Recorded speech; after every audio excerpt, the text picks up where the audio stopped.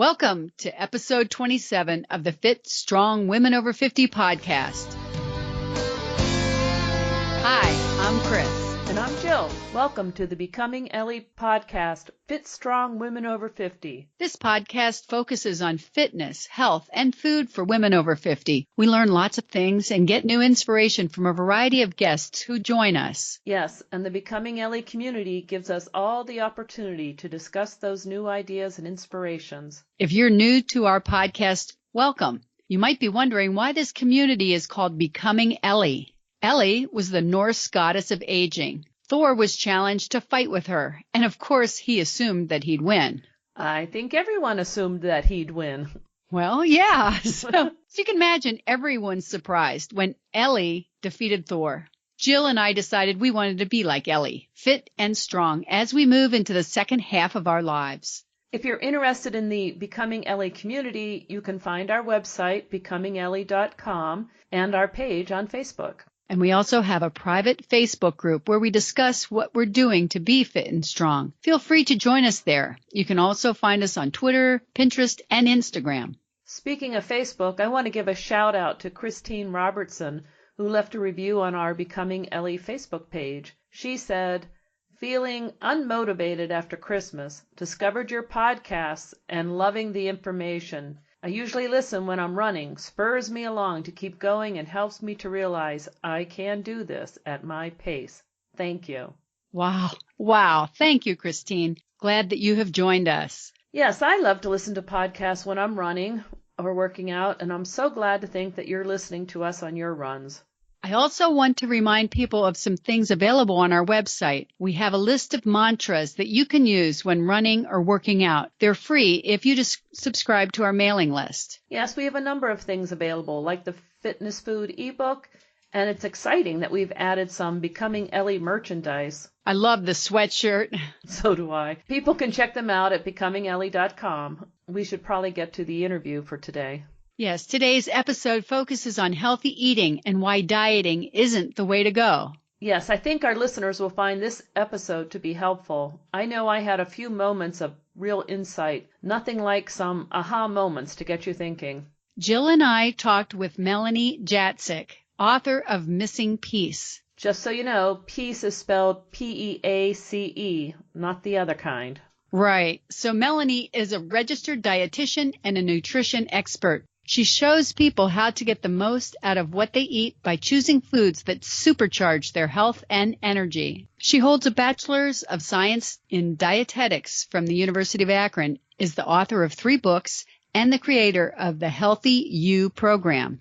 Melanie's mission is to help us to break our diets, take the confusion out of healthy eating, and build sound eating habits that can heal both our bodies and the emotional scars caused by years of dieting and fad eating. Missing Peace is Mel's most recent book. It provides 11 principles to restore inner harmony with food, bodies, and health. Join us as we discuss healthy eating, weight loss, and healthy bodies with Melanie.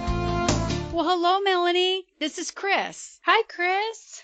I'm thrilled you're with us. Oh, me too. I'm really excited about this. I love just sharing and learning and all kinds of good stuff. So thank you so much for having me on. I'm excited. Thank you, Melanie, for joining us today. It's great to have you here with us. It is my pleasure. I love talking about the topic we're going to talk about, health, and how much simpler it is than people realize. So I am super excited to be here. Yeah, I can hardly wait to talk with you. I know so many of my friends are interested in nutrition information, and you are just full of great ideas. I know from your emails that I've received and your blog and website and your book, there's really a lot we can learn.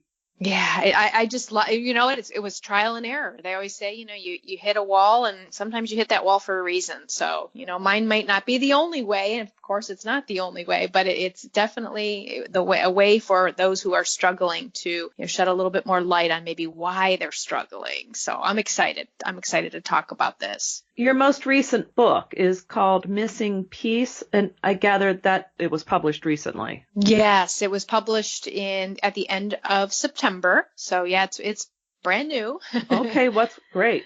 kind of give you in the best way I can a high level look at it, just kind of a high level look so that we could talk a little bit more about the details. But essentially what it is it is 11 different, I call them secrets, that help people restore inner harmony with their food, body, and health. And restore because we've always had it, but we have, as a society, especially women, have dieted ourselves into confusion and disharmony. So this really helps the individual, the reader, connect back with really with their birthright, right? That they lost. I mean, most of us are just lost, and this is a way to get back on track. And it deals a lot with my personal experience, which we could talk about, but it's a very high level look. Yeah. Well, I know you've talked a little bit about breaking your diet, and I'm not sure exactly what you mean by that, diet free. Can you explain a little bit more about that? Sure. So, and if you'd like me to get into the personal side of this, because it will help explain it, would you like me to go there? Yeah, I think background always helps. Yeah. Okay.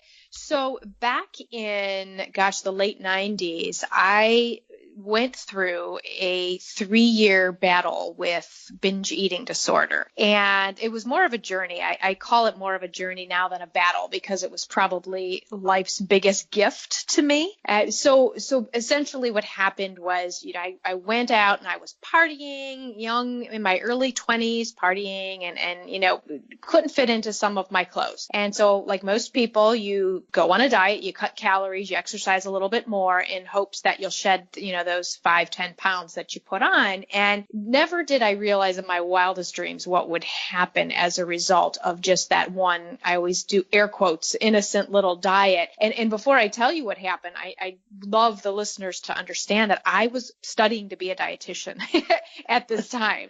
And I laugh because it's like, I knew the calorie count of every possible thing. I knew what was right and what was not right, but I did it anyway because, you feel, oh God, I'm not going to go buy more clothes. I got to, get back into these clothes. And so I started at just a low calorie diet, and I noticed at the start of it, the first couple days went great, and then I started getting hungry, and then thank God I caved. My body was starving, and usually what would happen, pretty much most nights, I would, as soon as the sun went down, I would get these fierce cravings, of course, for all of the foods I wasn't allowing myself to have, and I would go on a binge. This was so foreign to me because I had always had, as a child, as a young adult, a very healthy relationship with food. And all of a sudden it just took me over like a beast, and I could not control myself. And of course I would go to bed that night and I would cry myself to sleep, and I wouldn't want to wake up because I knew the next day the same thing was going to happen, because this had just gone on, and I would wake up. I would behave myself all day long, try to cut calories, exercise more, and then the sun would go down, and then the same thing would happen. It would just be thousands of calories. And so when I finally healed from the binge eating disorder, I took a step back and I said, oh my goodness, all of the things that I was doing that really fueled this eating disorder, people need to know about these. These weren't things that helped me heal. They were things that when I took a step back, I said, oh my gosh, people are doing this every day. They may not have binge eating disorder, but they are restricting food, and then that food gets a hold of them in their mind and they obsess about it. And that's truly what the core of most diets are out there, right? I mean, you can't have this, you can't have that. And then what's the first thing you think about are all those foods you can't have, right? And so that's really where that idea of break your diet, because if you're on a diet in the traditional sense, you just can't unlock what I call the door to your food freedom cell. You're always bound up by food. And it came from personal experience. And to this day, one of my favorite mantras that I say all the time is no food is forbidden. No food. And we can talk about that more if you'd like, but that's just a background of why I'm so passionate about this message and help. And I see people do it all the time. I mean, they diet and then I see them eating cheese pizza for breakfast the next day. And I'm like, what are you doing? Well, they didn't allow themselves to have pizza on their keto diet. So now all they're eating is Papa John's pizza. You know what I mean? It's that. So Yeah. So when you were dieting during the day, during the sunlight, you were restricting calories and restricting types of food. Is that correct? Just a little bit of food, and that was a problem. You were starving. yes. So it was a little of both. It was you will probably remember this woman back in the late 90s. Remember Susan Powder? I knew you were going to say that. Yes, I do remember her. She used to say, fat makes you fat. Absolutely. So that was my role model, as embarrassed as I am to say that now. Because she was all plastered all over the infomercials. And oh, she was very, very popular in the late 90s. Very popular. So she said, fat makes you fat. And so I thought, even though I knew better, it's kind of funny. It's when I was studying to be a dietitian, they were, following the rules of, the USDA food guide pyramid, which tells you eat, small amounts of fat. And now, of course, we know better that fat actually helps you burn fat, the good types of fat.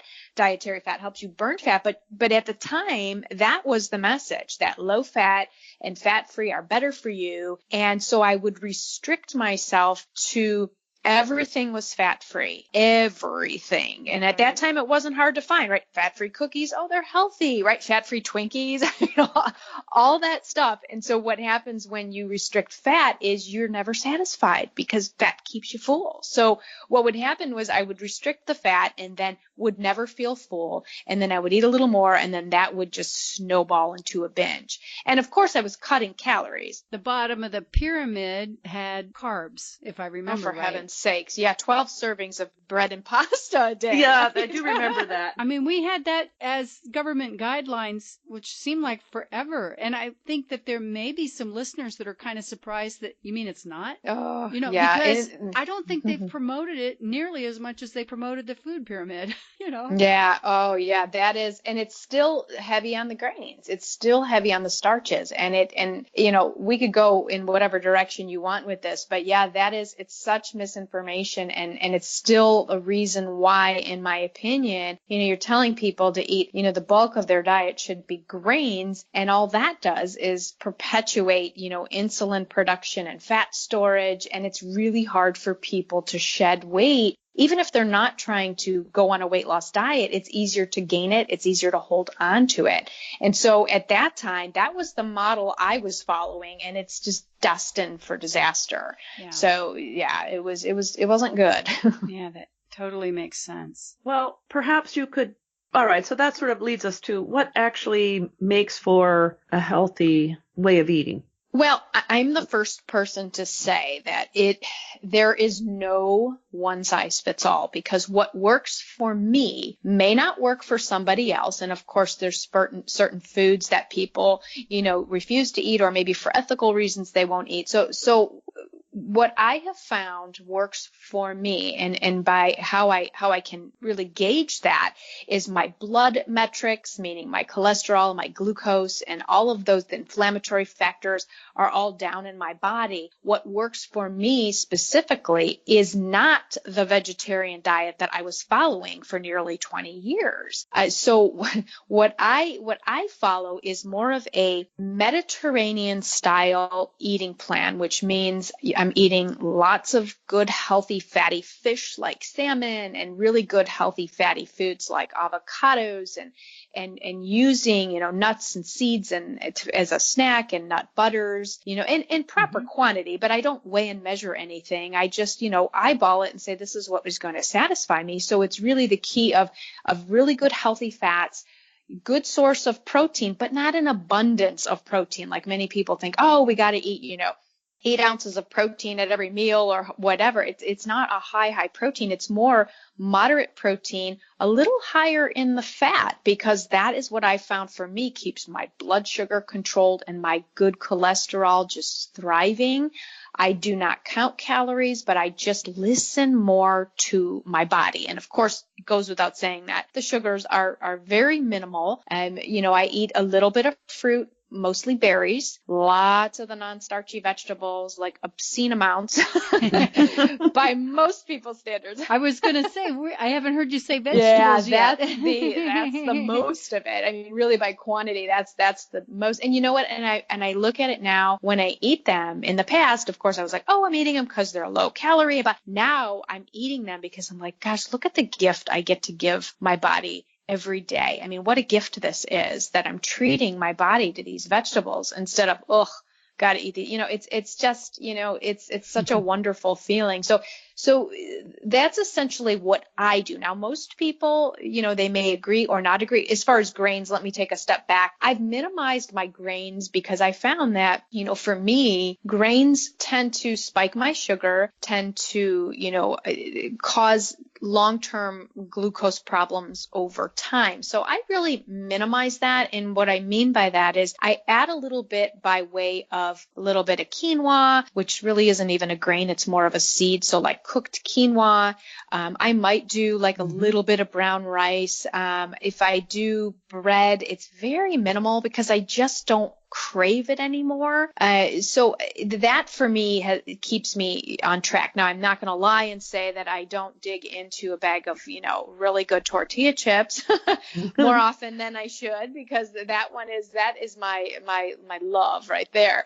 But I always tell people, your body craves what you feed it most. So if I'm walking around eating tortilla chips all day, every day, that's what my body's going to crave. So essentially my body's craving foods that 20 years ago, I would have been like, you've got to be kidding me. You want me to eat what? Brussels sprouts and green?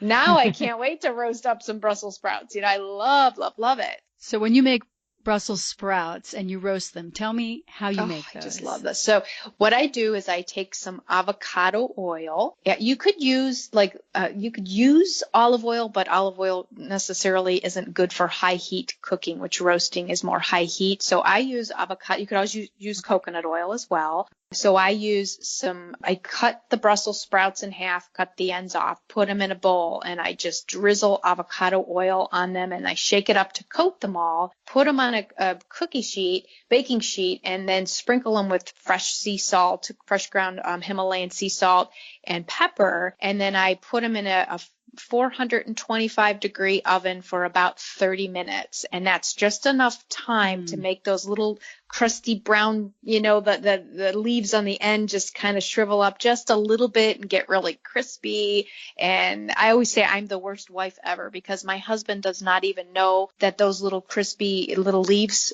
happen because I eat them all before dinner. They're amazing. They are good. I love Brussels sprouts that way, and I thought I didn't like Brussels sprouts because I'd always had them kind of boiled. Or steamed. Not steamed. Yeah, maybe steamed. I'm not sure, but they were bland. Yep. And I'll tell you, the roasted, the way you just described it, that's my very favorite. Oh, isn't it amazing? And I know I grew up with boiled Brussels sprouts and hated them. My mother would just slap some butter on them and just boil the heck out of them. And oh my God, it was terrible. And once I found out the love of roasting, oh my gosh, it's a game changer for vegetables. Yeah, I like to roast. I roast a lot of vegetables, but yeah, that's a great way to cook vegetables, no doubt. Oh, amazing. Yeah, in fact, we have a vegetable challenge going right now with the Becoming Ellie community. And so one of the things I wanted to ask you is how did you get so that you started to crave vegetables? Because people talk about craving a lot of things that aren't necessarily, but to crave vegetables. Well, I think really the way that came about was it wasn't by forcing myself to eat them because we know that doesn't work, right? So what I did was I would just add them to my meals every day. So usually what I like to do, and I still do it to this day, is I fill up a 3-cup container of raw vegetables, and sometimes I'll have hummus on the side and sometimes not, and I would just eat those every day as during a time when I would be likely to snack on something else. So like, for example, driving home from work or midday where I know that, my goodness, this is the time I usually get hungry. And if there's nothing in the car except those doggone vegetables, you better believe you're going to eat those because you're hungry. And so I just kept feeding my body those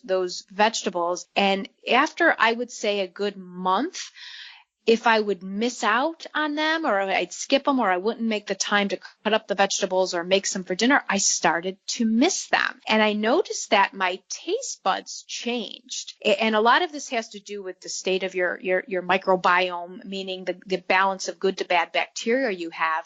And now that I know this, kind of looking back, I think, gosh, when I was eating all that sugar and all that junk food, I was loaded with bad bacteria, which bad bacteria craves sugary, junky, processed foods. When you shift over and you get more of that good bacteria thriving in your body by feeding your body good foods, healthy foods, those bacteria start to crave healthier foods. So it's really your bacteria in your body that are craving the foods, not like little old Melanie. It's all these billions and trillions of friends that we all have, in our gut. So, looking back, that I believe is the reason why, but I just kept really diligent at it. And I didn't look at it like I got to eat these vegetables. Because if you do that, you're done. It's not going to last. Yeah, that makes total sense. And I like the idea of having the fresh vegetables ready when you're ready to snack. It makes it real easy to just reach for a vegetable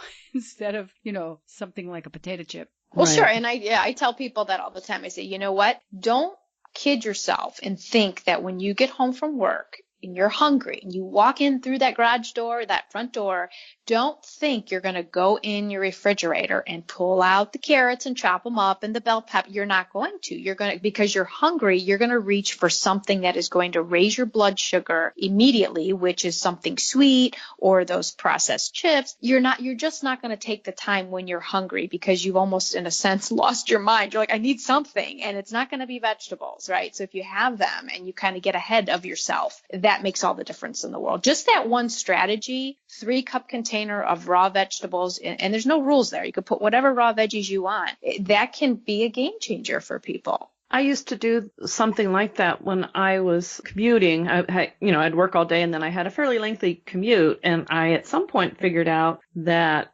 if I had, I think at the time it was probably an apple, or a bag of carrots and celery or something. But if I had something to eat in the car, then when I got home, I wasn't starving and I could actually make a healthier dinner. It's so true. I just sort of stumbled on that eventually because what I was doing was coming home and basically eating so that I was able to then fix dinner because I was so hungry I couldn't fix the food. I just would quick scarf down some junk food and then I would try and fix the healthy dinner. So eating the vegetables or the fruit on the way home was certainly a much better way to do it. Yeah, and then what you really do is you set your mind, it almost sets you up for making better choices to follow. Because if you just got done eating this, nice container of raw veggies and you feel really good about yourself, you're going to be less likely to go home and, reach for the chips while you're cooking dinner. You did a good thing and you want to keep that momentum going. But I do want to say, and this is one thing that I see people make a mistake on is, okay, they ate the chips and then they beat themselves up. And then there's this cascade of just guilt and to me, guilt is the most useless emotion, especially when it comes to food. So we need to, acknowledge that we did it and understand why we did it, and then just move on, forgive it and move on and say, this is part of being human. So it's important that people don't go into that whole cascade of blaming themselves and guilt and, oh God, now I might as well just throw in the towel, because it's a little blip. And I tell people all the time, schedule these little blips in your life so that it's not so bad when they happen. You're expecting them to happen. So maybe if you like chips, have a little bit every day, but put them in a small bowl, right? Instead of eating right out of the bag, because I've been known to polish off a bag that way. So, just put them in a small dish and eat from that dish. But schedule these little, what I call these planned little, imperfections. It just makes us perfectly imperfect human beings. Schedule them instead of like, oh God, I ate the chips. No, I plan to have that as part of my day. And when you do it, you don't feel so bad. You actually feel like, okay, that was part of keeping me in balance. It kind of takes the mystery out of it, or the fact that if someone tells you no, you can't do something, Sometimes it makes me want to do something a lot more than I really do. You better believe. It is human nature to rebel against that no. Absolutely. You better believe I'm going to eat whatever you told me I can't eat if you tell me I can't eat, especially with food. Right. I've noticed that with people. Don't mess with people's food unless they ask you, right? You just don't do that. Right. Just on the chips for a minute. So let's say this would be me. This is why I just don't buy the chips, because if I said I'm going to have a little bowl, I would eat that little bowl, and then I think, well, you know what? I'm just going to put a few more in this bowl. and then I would put them in the bowl, and I would eat those. It's so there's just certain foods I might enjoy, but I have made the decision. This is something I have little control over. Yeah. It's like buying cookies. If I have cookies in the house or ice cream in the house, I am not good at doling it out and saying, I'm just going to have a little bit today and enjoy this for every day until it's gone. And no, it'll be gone. I've noticed, like, if I have cravings for something like chips or ice cream, I guess I play a little game with myself. Okay, after dinner, if you still want that, you can get in the car and go drive to the local gas station and buy a little 1-ounce bag of chips or buy a little ice cream. Oh, well, that would work. You know, it's sort of a delay factor, because really what happens with me anyway is by the time I finish dinner and then do the dishes and get on to the next, I totally forgot about it. But if it's before dinner, man, and I guess that goes back to both you guys had such a great idea about, eating like an apple or vegetables, 3 cups, that's a lot of vegetables before, that'll spoil your appetite. Well, you eat them all during the day. Isn't that what you said, Mel, that you eat the vegetables all day, or you don't eat them all in one sitting? I do. I do. Yeah. And you know what? For me, that 3 cup, I guess I've just gotten so used to it. It's not, for me, it's not that much because, I might have some cherry tomatoes in there. It really, like, if you think of like a cup and you throw maybe 4 or 5 cherry tomatoes, 7 baby carrots. And the only reason I know this is because I know 7 baby carrots is like a half a cup. So, you throw some baby carrots and pepper strips. By the time that container is full, for me, it's not a lot. I've grown into that. Now, my poor sister, she asked me, what's one thing I could do? And I said, fill up a container. And she said, Melanie, she called me up 3 days later. She says, I have never had so much gas in my entire life. What do I do? I'm like, your body's not used to it. Back off, eat just 1 cup. So maybe the better suggestion for people who aren't used to eating that volume is start with 1 cup. And it still is going to give you plenty of fiber and nutrients that will fill you, because you really do get full off of nutrients, not calories. And even that 1 cup will make a difference, just to at least tide you over. Well, you brought up the bacteria in the gut. And so if you suddenly are giving a lot of vegetables that you're not used to, there's a little rampage. I'm sure that, because your body has to adjust. So definitely I can see where ramping up would make sense. Yeah. And the funny thing is it's almost like it's the good bacteria and the bad bacteria fighting, right? So what happens, and this is why I want the listeners to remember what I said moments ago about your body craves what you feed it most. The bacteria are what's craving, right? And so what happens, these bacteria are smart, both the good and the bad. When you feed your body something that they like, so let's say you're full of a bunch of bad bacteria, right? You're going to feed your body and you're going to crave those salty, sweet, highly processed foods, cupcakes, ice cream, and all of that. But when you try to go and eat a vegetable or drink a glass of water or start to clean up your diet, those bacteria, the bad bacteria, are going to almost rebel and make you feel bad for eating those foods. So ease your way into it, because you want to gradually increase the good to bad bacteria. And the only way to do that and to have your cravings go along with it is to kind of move very slow. And on the flip side as well, if you're full of good bacteria and you go out and you eat a cheese pizza and you have a few glasses of wine and you had some cake for dinner or for dessert, those the good bacteria are going to say, oh my God, what are you doing to me? And it's going to make you feel terrible. And it's not because, oh God, my gut, it's really the bacteria that are retaliating. So I always tell people, what you're full of, good to bad bacteria. Now we're going to have some bad no matter what. Some of the bad bacteria, you're never going to get rid of all of it. About 20% bad to 80% 90% good is pretty much a healthy balance, but you know what you're full of by the foods that you are craving. So think about that. Wow, that's really interesting. Well, I know a lot of people that crave sugar. I don't know, there's a lot of food that it seems like there's no sugar in that. But then when I look at the label, right. I think you sent me an email or something about the different names for sugar. There's so many, it doesn't just say high fructose corn syrup. There's so many. Right. There's so many names. And that's why it's so, there's over 60 different code names for sugar that. Yeah, it's amazing. And really all you have to do is Google the list of alternative names for sugar, and you'll see maltose, and you'll see glucose, and you'll see, cane sugar, and you'll see molasses, and you'll see honey, and you'll see all, fruit, sometimes crystalline and fruit, you'll see fruit sugars, and you'll see there's so many different names that, that's why this is a vote for more of a whole foods diet approach. Is you're eating real food and you're laying off or backing way off on the processed foods. You don't have to worry about that. You don't have to worry about added sugars. But you're right. In the real world, we're going to go and we're going to have some salad dressing, and you look at the back and you're like, holy cow, sugar's the second ingredient, or dextrose is in my salt. It's crazy. So you have to at least be informed. Don't get crazy about, oh God, I have to the point where you're like not eating anything because you're afraid to, but just really a little knowledge goes a long way in just recognizing. Start with the foods in your pantry and just look at the labels, and you just be surprised. Your Jif peanut butter is loaded with sugar.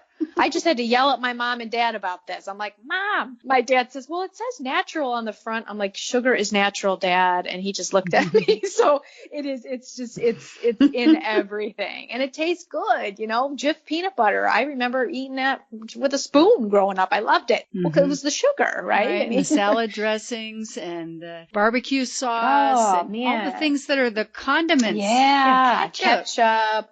Yeah. Which is why ranch dressing is full of sugar. But what do people give children to get them to eat their carrot sticks and their celery sticks, but a big cup of ranch dressing? Ranch dressing, and, right. I never thought about it. And then one day someone said, well, that's why children love ranch. It's basically pure sugar.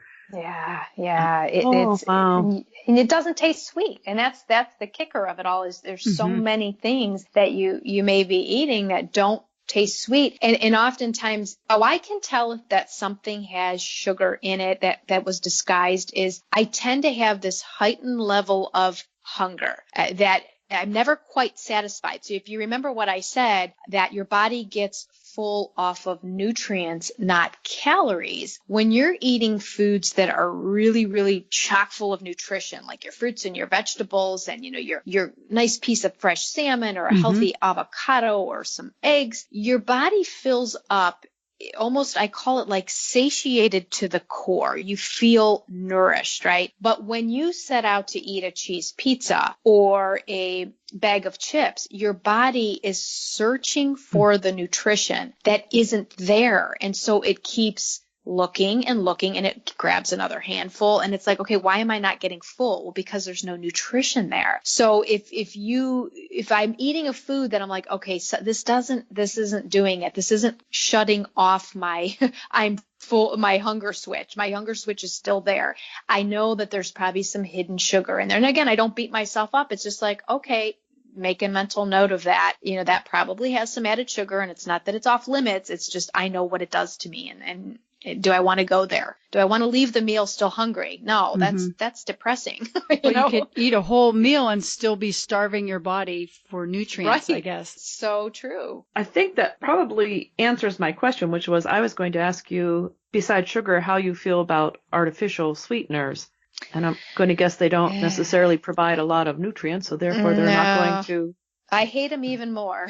Yeah. Okay. And I'll tell you why. I will tell you why. And this rewind all the way back to the late 90s when I was calorie counting and sugar was the enemy. I would, and I'm not even kidding or exaggerating when I say this, I would eat a packet of, remember the maple brown sugar oatmeal from Quaker or whatever, right? Instant oatmeal. Instant oatmeal, which has a ton of sugar in it. I would put 3 packets of Sweet and Low in the already sweetened maple brown sugar oatmeal. Okay. So I'm thinking I'm doing a good thing. And so what I noticed then, and now it makes total sense, I was so hungry, especially after I would eat one of those, diet things like the oatmeal, or eat a diet yogurt or whatever with all that aspartame and all that stuff in it. It made sense to me then what happens when you eat that artificial sweetener, which those are, the pink packet, the blue packet, and the yellow packet, which would be aspartame, saccharin, or sucralose, right? Splenda, Sweet and Low, or Equal. They're different names on the food labels when you look at products. But when you eat those, they are so many 100 times sweeter than regular sugar that your body actually thinks it's getting calories and it's getting food when it's not. So when that fake sugar hits your system, it sets you up for more cravings, wanting more food. And that's what that was part of the vicious cycle back in the late 90s for me, was I was loading my body with these artificial sweeteners. So it made sense that it was heightening my hunger and cravings. But also what we know now is these artificial sweeteners are like, they murder the good bacteria in your gut. Are you kidding? So they're terrible for a healthy gut. They're awful for gut health. So you definitely you're not saving anything. You'd be better off, if you really wanted some sugar, using some natural raw honey or some pure maple syrup, not Aunt Jemima. Right. But pure maple syrup. Yeah. Or a little bit of coconut sugar. It's still sugar, but it's a little bit of an upgrade, and your body knows what to do with that because it recognizes it, right? Yeah. Okay. Thank you. Because you hear so many different things about the artificial sweeteners. What you just said really rings true to me. So thank you. The whole murdering the good bacteria in your gut. It's such a I really just visual turn into for a me. movie. I'm picturing I the know. knife, with this the pink and blue and the cheerful little, Splenda with the knife going that on my could be. gut. No wonder. Invaders. Yeah, invaders. So true. So true. So in your book, you talk about navigating the grocery store. Can you share with us some basic principles about shopping for food? Sure. Well, I like to keep it really, really simple. And I'm sure the listeners have probably heard this before, but spending the majority of the time and filling most of your cart with the produce, right? So what I like to do, I start out there and I make sure that most of my cart is full of produce. So nothing in that area is ever off limits. I usually fill mine with just lots of greens and, lots of fresh vegetables. And I love apples. That's my absolute favorite fruit. Fresh berries or frozen if the fresh aren't in season. Herbs and spices, all that good stuff. And then, when you go the perimeter, you always hear shop the perimeter of the store. And that is true. So I do the perimeter pretty much first. When I hit the dairy department, I like the plant-based milks. I tend to, like cow's milk if I'm having like a piece of chocolate cake because it, tastes good with that. Mm-hmm. But if I'm making a smoothie, I'll do a plant-based milk like an almond milk or a coconut milk that's been unsweetened. And I also do a lot of label reading with, the yogurts and things like that are loaded with sugar. So, reaching around the perimeter, even if you're going past the bakery department, it's not that is off limits to you. And in fact, I would challenge the listeners that if there's any department in the grocery store that just trips you up and you're like, oh, I'm going through for me, it used to be the bakery department because that was what I call my kryptonite food was donuts.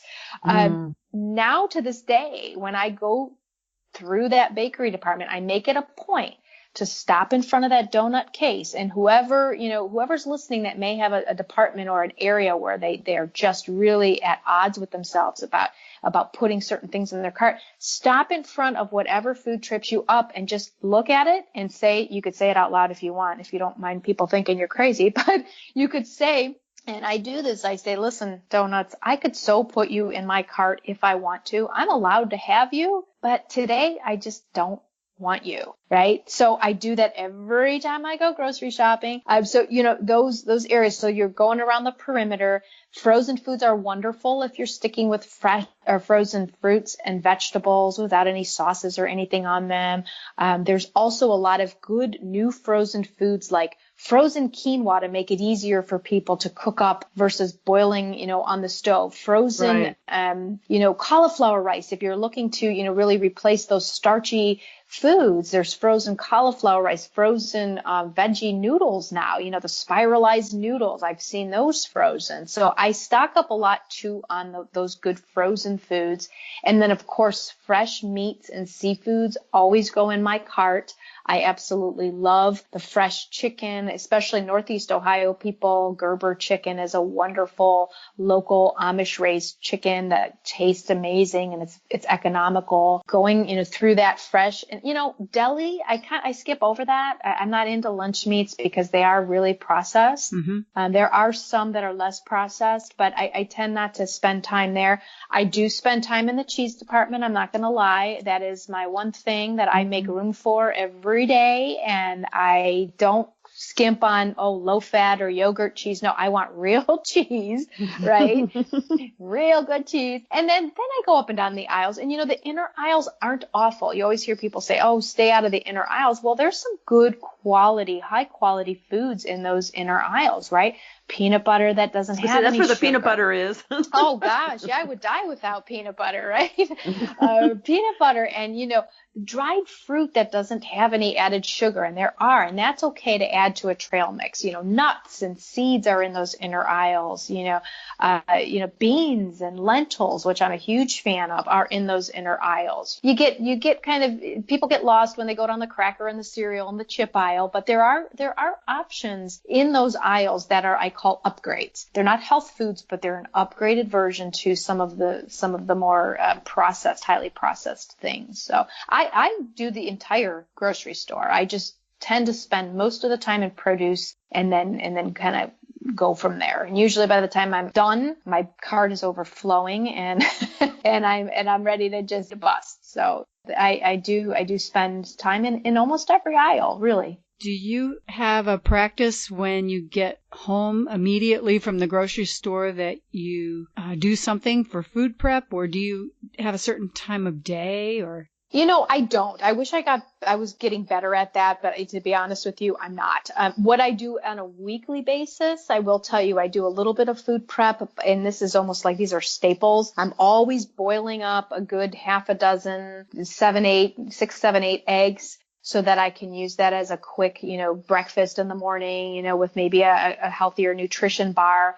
I always boil up some lentils so that I can have those to add to salads. Lentils are a very easy legume that does not require soaking and is super healthy for people if they're looking to get a little more fiber and good protein in their diet. They're housed right next to the dry beans, but you don't have to soak them. So that's a nice feature for lentils. So I always do that. And really the rest of it, I kind of just, as the weeks go by, I always know we're going to do a couple nights where we do really big salads. So that I just sort of prep as I go. But yeah, I'm always doing the boiled lentils. I'm always doing the hard boiled eggs. I always make sure that I have that stuff available. And oftentimes I'll boil up some quinoa too for a quick side dish. But that's about the bulk of the food prep. I just love trying out new recipes. And so for me, it's hard to have that meal prep day because everything changes all the time for me. So yeah, I need to get better at that because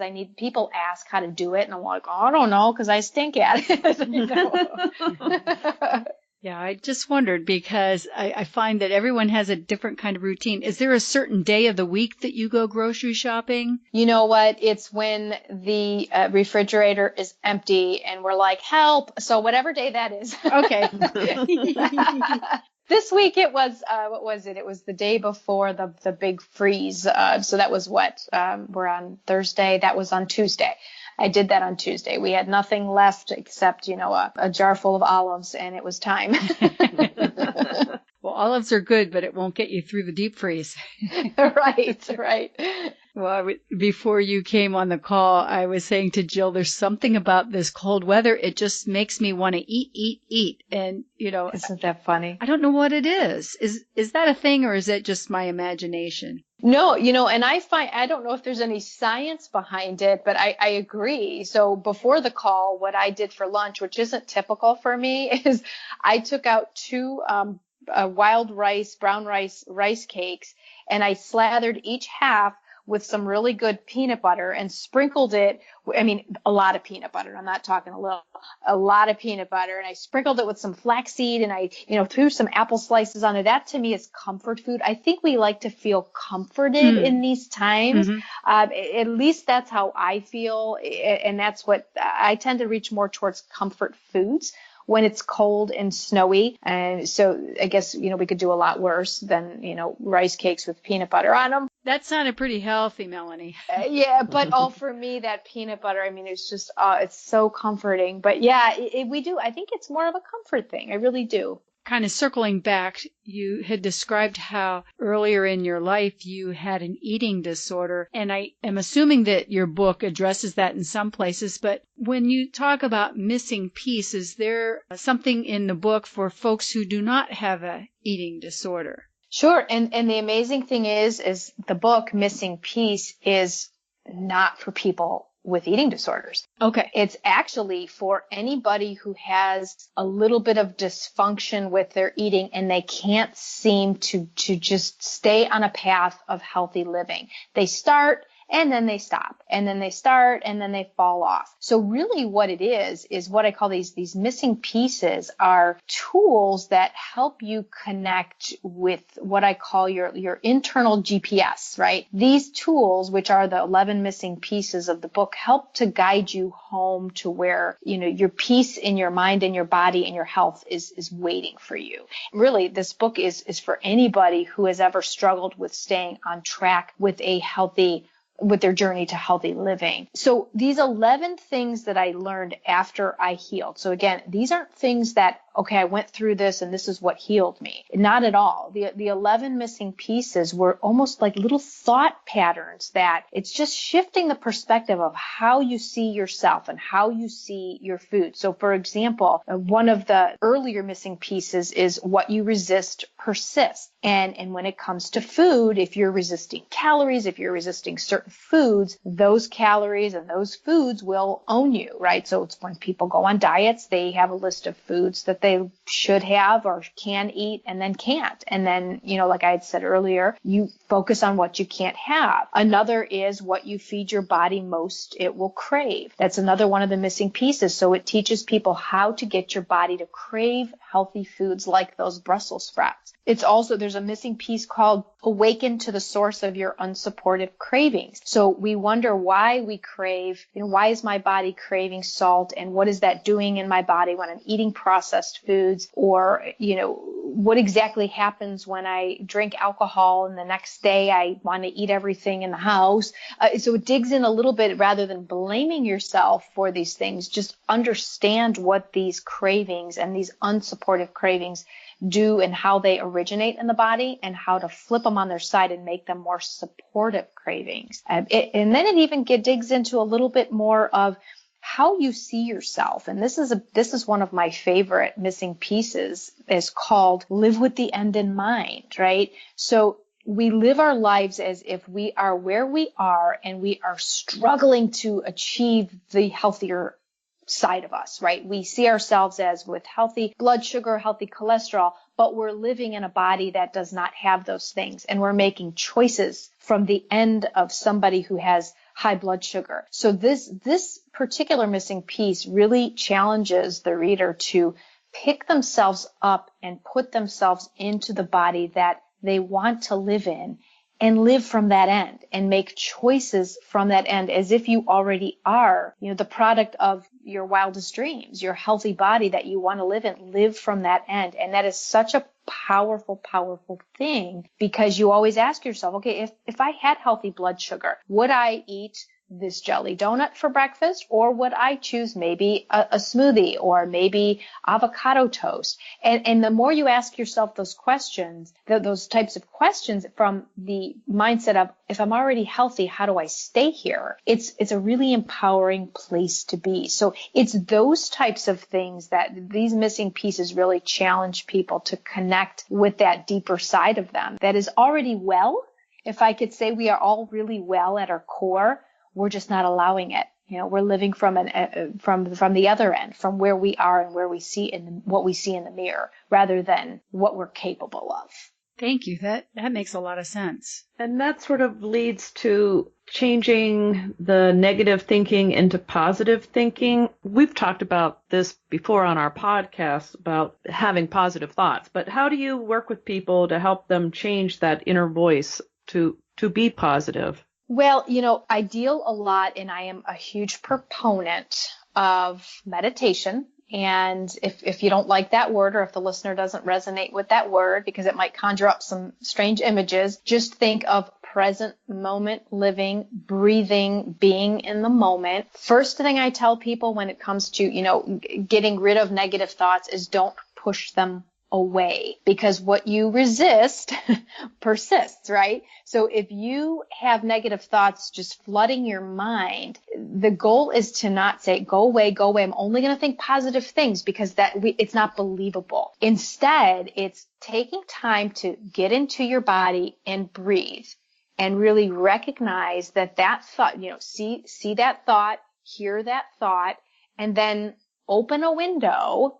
Let the thought out, right? You're inviting it to leave, but you're not pushing it out. And then breathing into a more, I don't want to say a more positive thought, but an upgraded thought. So if you are, let's say, you know, your knees hurt and you're 100 pounds overweight and you're feeling really negative about yourself. If you sit in that space and say, you know, I am light as a feather, and that's not believable for people. So rather than saying, oh, I'm so out of shape, and I'm all these negative things that we love to say to ourselves, rather than saying that, because it's just that doesn't help. Open up the window, the imaginary window, let those words flow out. Breathe in and think of an upgraded thought, like, okay, I am well, right? I might not be on top of the world feeling fantastic, but I'm breathing, and feel your body breathing. And the more you can get in your body and focus on an upgraded thought that is believable to you, that takes you to almost the next level of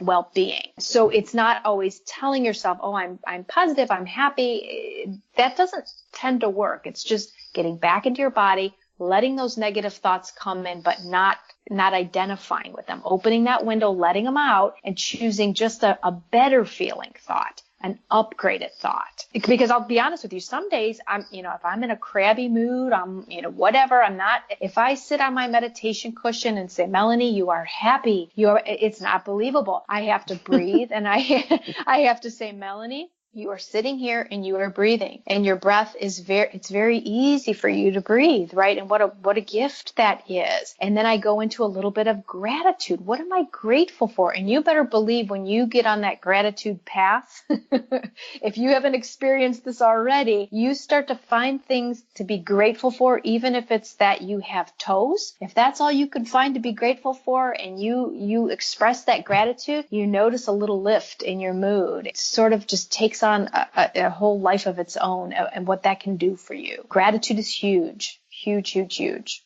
That's true. Counting your blessings really makes a whole lot of difference in, your feeling about yourself and your feeling about your life. Yeah, I tell people, one of the best practices that you could start in your day, I have a whole little ritual in the morning that I do that takes me about an hour, but one piece of that ritual is a little gratitude journal. And I've been keeping it now for 7-8 years. And it's just 3 things I'm grateful for today and 3 good things that happened yesterday, and that's how I literally roll out of bed, hit the coffee pot, right? Brush my teeth, and then sit down with my gratitude journal. That takes about 3 minutes, if even that. And that's how I start my day. I don't turn on the news. Why do I want to do that? You know? Oh, that morning news just kills me. Oh, it's terrible. It's terrible. Even the weather, it's like, oh, storm. Right.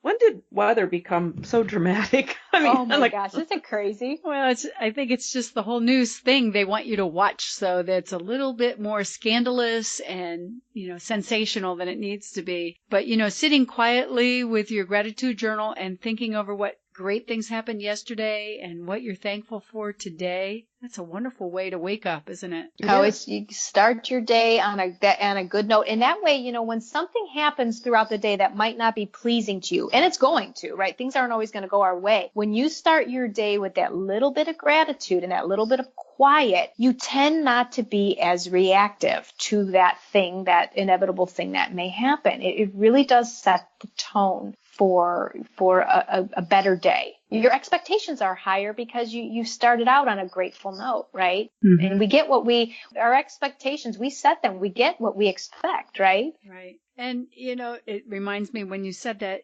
you don't really get to pick what happens during the day, but you can pick how you react to it. So if you do this gratitude thing first thing in the morning and it helps you to react better, heck, that's a thing I'd write the next morning about what was a good thing that happened yesterday. I didn't react. Oh, it's amazing. Yeah. You know what I tell people to do? This is the best time of year to do this, is have a little jar that you keep, and this is great for families too, or grandchildren, for grandkids. You have a little jar, and every day you take a piece of paper and you put, either one good thing that happened or one good thing that happened, and you throw it in there, and at the end of the year, you empty it all out, and you've got like 365 little pieces of paper that you can look over and go, oh my God, look at all these great things that happened. And so doing that every day, either for a gratitude or something good that happened, really does, it makes you realize how blessed you are. And boy, does that affect your outlook on life and your mood, and really does. It's a snowball. It affects other people around you. It's a great practice to have. It's so simple. It's fun to do. That's a good idea. Thank you.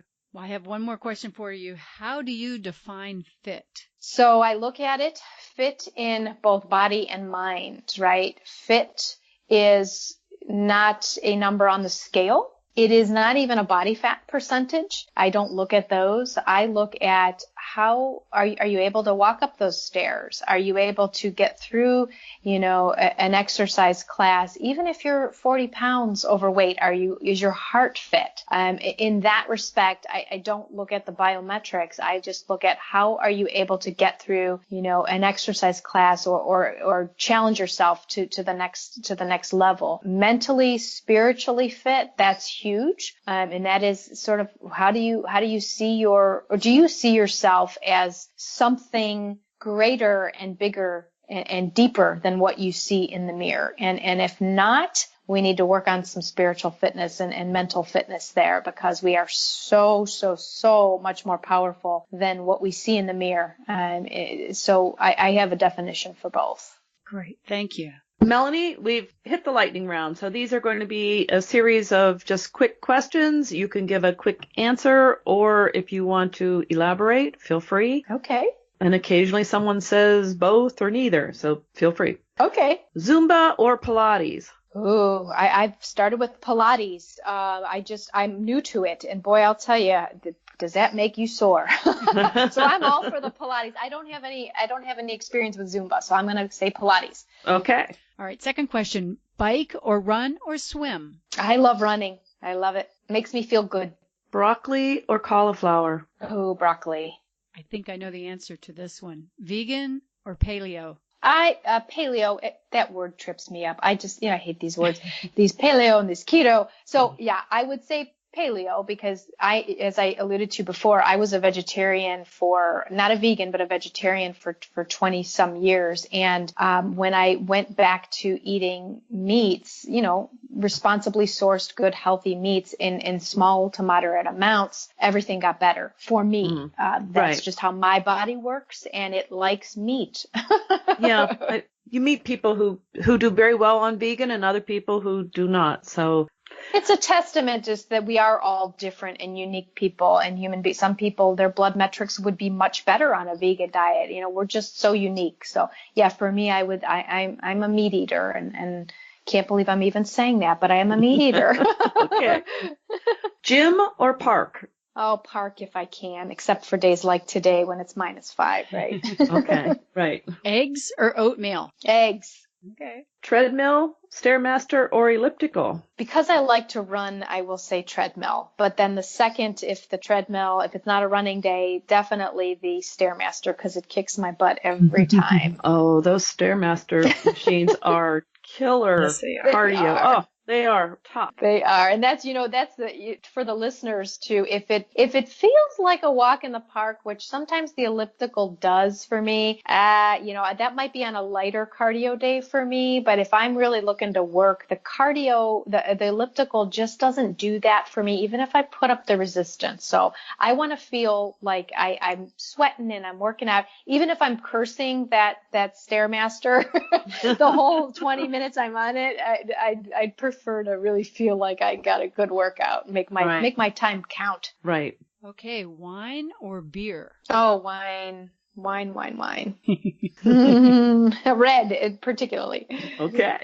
Kettlebell or dumbbell? I like dumbbells. I grew up with dumbbells, not kettlebells. I just don't have experience with kettlebells. So I like dumbbells, old-fashioned dumbbells. Okay. Quinoa or rice? I like quinoa. I was going to say, she's already answered that, really. I did hear a little brown rice in there earlier, too, though. Yeah, I'll do that on occasion. Coffee or tea? Oh, boy, if I had to just pick one, I would say coffee, but I am becoming a tea lover. It's my second drink of the day. I fill up a nice big Yeti cup, a travel cup, and then put a couple green tea bags in there and just sip on that throughout the day. So both, but if I was on an island and I could only pick one, it would be coffee. Okay. Do you put butter in your coffee? I've tried the bulletproof coffee, and I gotta say I am a fan of that. A little bit of MCT oil, a little bit of Kerrygold grass-fed butter, and then you put it in a blender. Mm-hmm. Oh, it sounds gross, but oh my gosh, is it amazing? It is amazing. I actually kind of like it too. So. Do you? Okay, yeah. Oh, I just love it. Okay, bread, yes or no? For me, no, because of what it does to my blood sugar. That's one thing I didn't mention, and I should probably, because I kept talking about blood sugar. People think that, if you look a certain way, if you're normal weight and you look healthy, that everything is working underneath the skin. And for me, I found out a few years ago that I was getting some basic biometric blood work done, and I found out I was pre-diabetic. Okay. And I said, okay, no, this is not me, and this isn't going to be my fate. And I changed some things in my diet, which is one of the reasons why I really cut way back on grains, bread being one of them. And I was able to, over a 3 to 4 month period, bring my A1C down to a non-pre-diabetic level. And I've noticed I'm bread sensitive and starchy carbohydrate kind of thing sensitive. So that's why for me, it doesn't work well. I'm not to say that I completely avoid it, but I do my best to just not include it. And I don't miss it. I really don't. Good. Yeah. That A1C number is so important, beyond the glucose number that they used to always talk about. But yeah, that is a total key number, because that your blood sugar, the state of your blood sugar and how your body is handling the foods that you're eating really does affect your heart. It affects everything really in your body. So that to me was, and I wasn't accepting the fate that I am pre-diabetic. No, I'm not. Don't tell me I'm pre-diabetic. Watch in 4 months what I do. And I had the exercise piece down, right? I did that, but I was eating too many of the starches in my body, which is another reason why I added more meat to my diet, because for me, that works. If you could give your 20-year-old self some advice, what would it be? 20-year-old advice. Oh gosh. You know what? I'm always one that says, for me, I wouldn't have changed anything. So when I was 20, I was in dietetic school, and I was starting to have that little bit of dysfunction with food. You know what? 20-year-old self, I would say, do it all over again, because I am now able to preach the message that I preach and the way that I preach it because I had those experiences. Even the bad relationship that I had enabled me to meet my husband. So, I don't know if I'd tell her anything, but you go, girl. Okay. I think that's a good way to look at life.